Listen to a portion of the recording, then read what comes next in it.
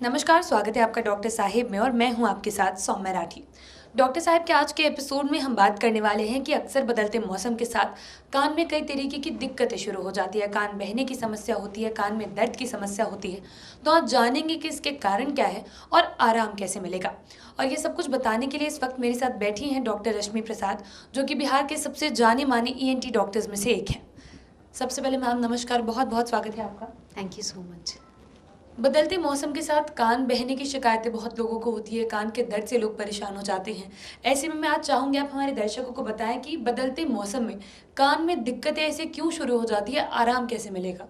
हाँ, अभी जैसे देखिए कि अभी ठंडी का मौसम था और अभी धीरे धीरे गर्मी शुरू हो रही है। तो इस तरह का जब सीज़न चेंज होता है तो हमारे पास बहुत सारे पेशेंट्स ऐसे आते हैं जिसमें जो ये बोलते हैं कि मैडम कान बहना शुरू हो गया है और कान बंद हो जाता है, या नहीं तो कभी कभी कान से ऐसा लगता है कि सुनाई ठीक से नहीं दे रहा है। तो वो लोग कान का टेस्ट कराना चाहते हैं। बट मैं आपको ये बताना चाहती हूँ कि जब कभी ऐसा मौसम चेंज होता है तो वह इस तरह की तकलीफ़ें आजकल बहुत आम हो गई है। क्यों ऐसा है?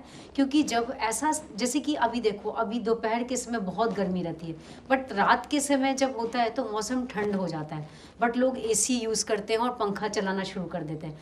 ये जब वेदर चेंज होता है ना, तो उस तरह में इस तरह की कोल्ड की समस्या भी बहुत ज़्यादा हो जाती है, नाक बंद होने की समस्या, ज़ुकाम की समस्या शुरू हो जाती है। और ये जब नाक की समस्या होती है तो कान की समस्या शुरू होने लगती है। क्यों?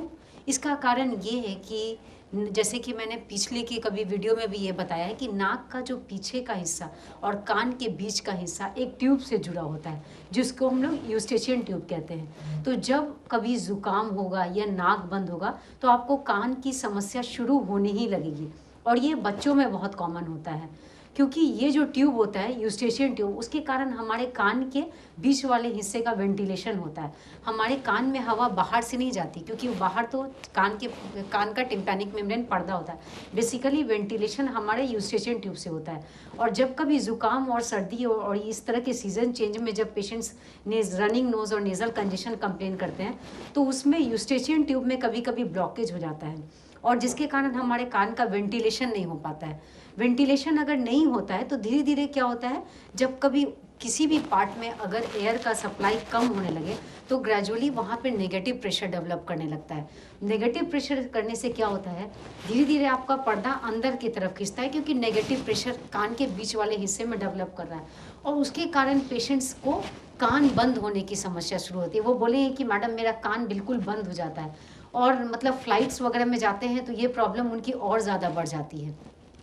तो वैसे पेशेंट्स के लिए बहुत ही आसान तरीका है, जब भी कभी फ़्लाइट में ट्रैवल करें या घर में भी अगर ज़ुकाम के बाद अगर आपका कान बंद हो रहा है तो उसके लिए फिर मैं आपको बता रही हूँ कि तुरंत ऐसी समस्याओं के लिए डॉक्टर के पास जाने की ज़रूरत नहीं है।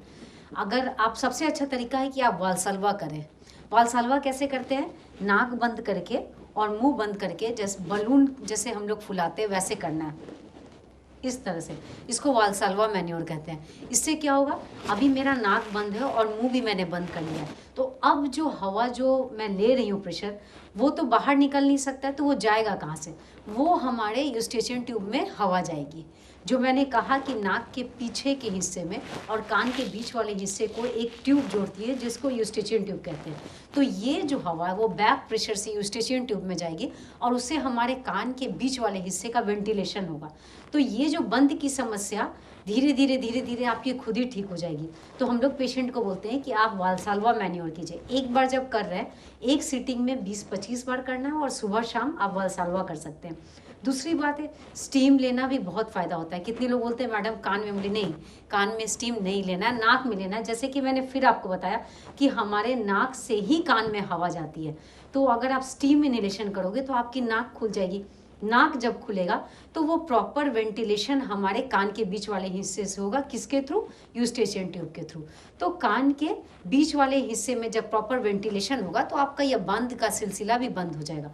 और जो कान बहने की बात कह रही हैं, ये जब जनरली जो ठंड के सीज़न में या बहती जो मौसम जो चेंज होता है उसमें, यानी तो बहुत सारे पेशेंट्स बोलते हैं कि आइसक्रीम खाया या कुछ तो कान बहने लगता है। तो जब ऐसे सिलसिले, ऐसे समस्या जब कान बहने की आ जाती है, तब आप डॉक्टर से सलाह लें, क्योंकि हो सकता है आपके कान का चदरा में डैमेज हो, तो उसके कारण आपके कान के बहने की समस्या शुरू हो रही है। तब आपको डॉक्टर से परामर्श लेनी चाहिए। उम्मीद करती हूँ कि डॉक्टर साहिबा ने जो बातें बताई हैं आपने उन्हें ठीक तरीके से सुना और समझा होगा। इसी के साथ जल्द मुलाकात होगी अगले एपिसोड में। तब तक के लिए अगर वीडियो को फेसबुक पर देख रहे हैं तो पेज को लाइक करें, यूट्यूब पर देख रहे हैं तो चैनल को सब्सक्राइब करें। कमेंट सेक्शन या मेल बॉक्स के माध्यम से आप बता सकते हैं कि डॉक्टर साहिब से आपके और क्या सवाल हैं। धन्यवाद।